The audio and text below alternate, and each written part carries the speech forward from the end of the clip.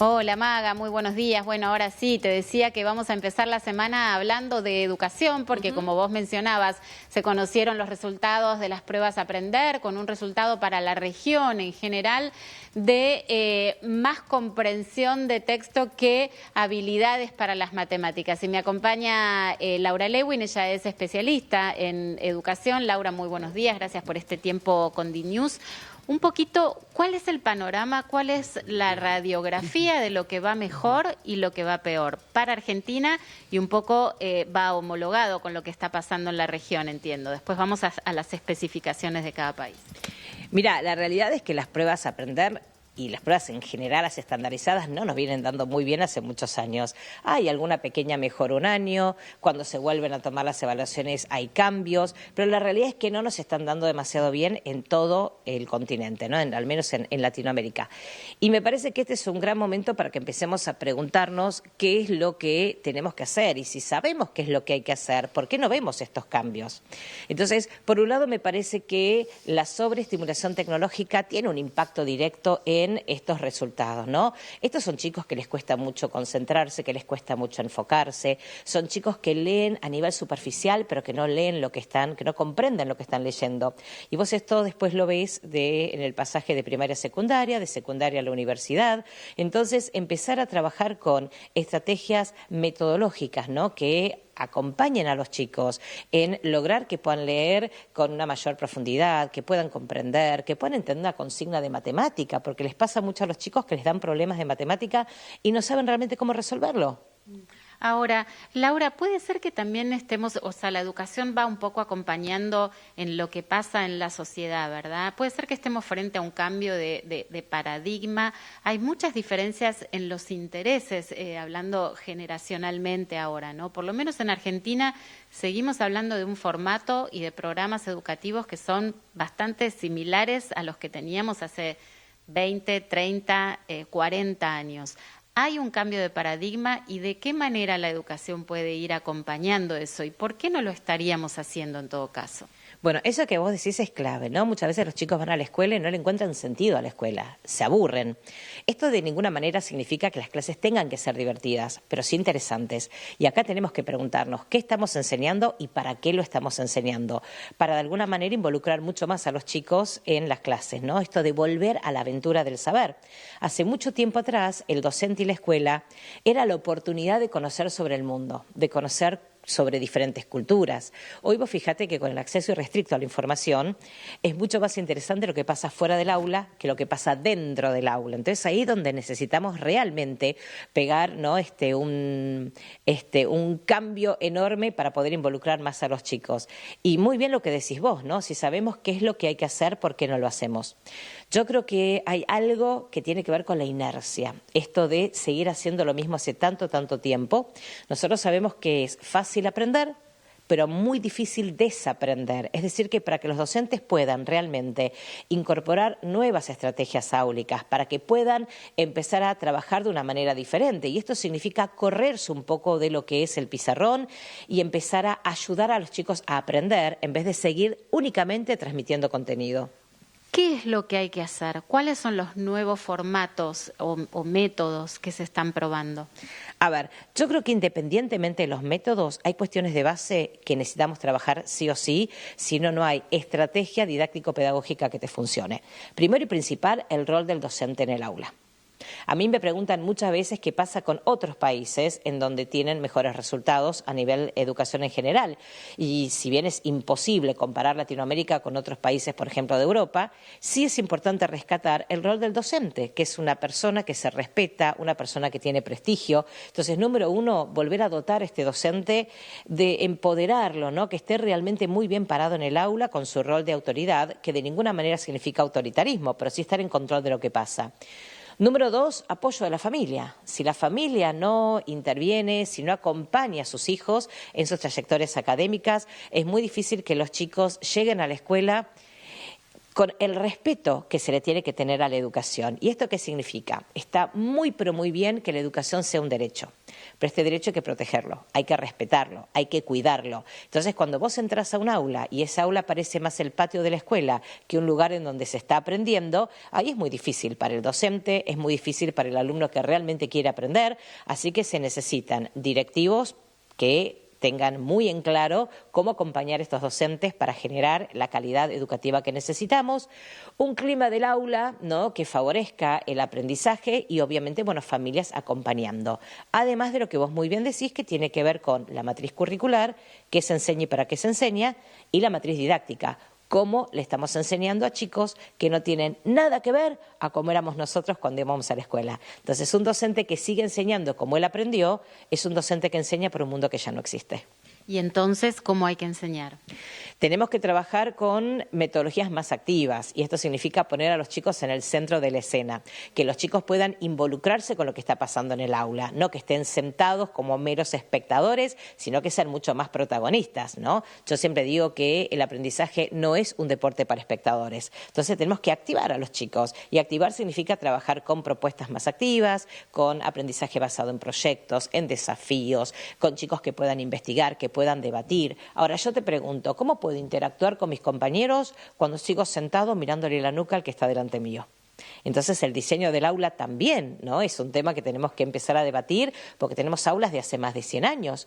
Y los recreos es otro tema que tenemos que debatir porque necesitamos recreos. Hoy se sabe, ¿no?, que el recreo es importantísimo para sacarnos toda esa presión y la tensión que genera estar en el aula, para socializar, y la parte social es otro componente importante de la escuela. Entonces es muy difícil pensar en una sola manera de cambiar las cosas. Hay un montón de cosas que tenemos que pensar, desde qué enseñamos, cómo lo enseñamos, el rol del alumno hoy, el rol del docente, la infraestructura, los recursos. Hay un montón de cosas que tenemos que empezar a revalorar y tenemos que empezar a pensar por sobre todas las cosas quién es mi alumno hoy y qué necesita aprender hoy, independientemente a cómo se hacía hace tanto tiempo atrás. ¿Cuáles son las principales dificultades que enfrentan los países al decidir justamente sobre estas cuestiones, ¿no? Yo creo que a veces los países tienen buenas ideas, trabajan sobre políticas educativas, pero que no siempre llega al aula. Entonces, es tan grande el sistema educativo que me parece que, además de estas políticas educativas, hay que trabajar mucho de abajo para arriba. Y esto significa lo que es la capacitación docente. Y esto implica lo que es el centro de formación docente, en donde muchas veces, si bien es verdad que en Latinoamérica hay profesorados que son muy prestigiosos, hay otros que son como mucho más tradicionales y estamos sacando egresados que repiten modelos, que están perpetuando un sistema que ya sabemos que no funciona. Entonces, la capacitación docente es clave. Pero muchas veces, ¿qué es lo que pasa? Un docente va a una capacitación, aprende, lo pasa bien, pero esta información no llega al aula, porque no hay una aplicación, que es lo mismo que pasa en el aula. Si el alumno recibe información, la repite en un examen, aprueba y a los 3 días se olvidó de todo, no hubo un aprendizaje real. Pero en ese llegar al aula, ¿qué significa? Que no hay desde el Estado una legislación, digamos, hay un montón de gente capacitándose, hay oportunidades y luego no hay un Estado que ordena. No, creo que tiene más que ver con el saber que cuando vos vas a una capacitación lo que vas a recibir es información, pero eso no se va a convertir en aprendizaje hasta que realmente lo apliquemos. Entonces, un docente que va a una capacitación, pero que, por ejemplo, va y no toma nota, que va a escuchar y que de esa información después no puede volcarla al aula, no hay un aterrizaje, hay capacitación pero no le llegó al alumno, entonces no vemos esa transformación que queremos ver en el aula. Ahora, tenemos en la región también, y esto con matices es similar, en los países de América Latina, un alto grado de pobreza y altos índices de violencia, ¿no?, de distintos tipos en los países de América Latina. ¿De qué manera juega eso? Es crucial eso, es crucial. Primero y principal, lo que tenemos que entender es que la educación es la gran oportunidad de cambiarle la vida a los chicos. Un chico de una familia vulnerable que va a la escuela tiene la posibilidad de pegar un timonazo y puede avanzar. Un chico pobre que va a la escuela y no aprende o que no va a la escuela va a ser muy difícil que cambie su realidad. Entonces, la escuela es un mundo en miniatura. Cuando los chicos van a la escuela y ven que hay una realidad diferente, en donde podemos trabajar lo que es el respeto, la alegría, las relaciones, la empatía, le estás dando herramientas para que después esté mucho mejor preparado para el mundo. Entonces, claramente, los chicos que vienen de una situación de vulnerabilidad tienen mucho en contra, inclusive todo lo que tiene que ver con las creencias, ¿no? Si un papá le viene diciendo al hijo, vos, ¿qué vas a aprender inglés si no sabés hablar ni castellano? Bueno, claramente viene con ciertas creencias en donde es muy difícil después pensar que sí vas a poder. Y ahí necesitamos a docentes que realmente entiendan que somos arquitectos de la cabeza de los chicos. Entonces, todo lo que tiene que ver con situaciones de vulnerabilidad y todo lo que tiene que ver con un alumno que cree que no puede, genera una inseguridad emocional que juega en contra en todo lo que tiene que ver con el aprendizaje. Corregime vos, en todo caso, creo que los países destinan más o menos de un 4 a un 6%, ¿no?, del presupuesto a la educación. ¿Eso es clave? ¿Hay que destinar más presupuesto a la educación? ¿Cómo se decide? Ponete en el lugar de quien gobierna un país. ¿Qué lugar le darías vos a la educación? Bueno, primero y principal, la educación es la profesión madre, ¿no? Presupuesto. Vos tenés que decidir si la gente come o se educa, por ejemplo, si está segura o se educa.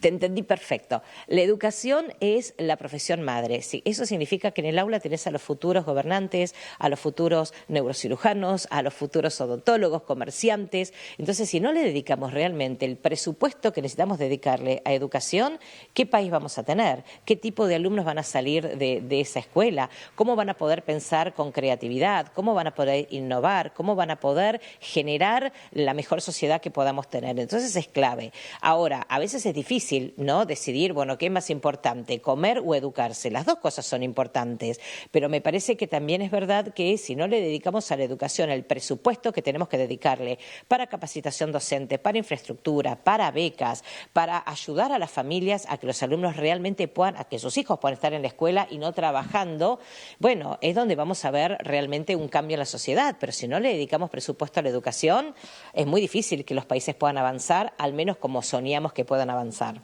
Hablamos principalmente de educación primaria y secundaria, ¿no? ¿Tecnología sí o no en el primer lugar de la educación, en la educación inicial? ¿Y cuánto? ¿Y cómo regular? ¿Y quiénes? Wow, muchas preguntas. Mira, la estimulación tecnológica es maravillosa. La sobreestimulación tecnológica es malísima. O sea que la tecnología es tanto una bendición como una maldición, dependiendo cómo y cuándo la usamos. Lo que está probado es que los chicos que tienen menos de 14 años necesitarían de una educación mucho más natural, ¿no? Mucho más orgánica. ¿Por qué? Porque esta sobreestimulación tecnológica de tanta pantalla en casa y mucha pantalla en la escuela, porque los chicos van con los celulares, en el recreo están con los celulares, genera trastornos cognitivos. Y estos trastornos cognitivos significa chicos que no comprenden lo que leen, significa chicos que se aburren. ¿Celular al colegio? Que se aburren, chicos que no se puedan asombrar. Sí, en la secundaria los chicos van todos con celulares al colegio y muchas veces cuando la clase no es lo suficientemente interesante, a lo que recurren es, por supuesto, a sus celulares.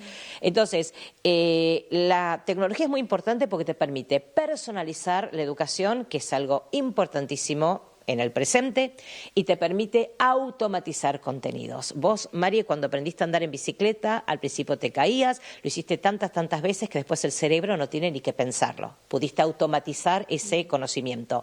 Si en el aula no podemos automatizar lo que aprendemos, es difícil que realmente lo aprendamos profundamente. Ahí la tecnología te ayuda un montón.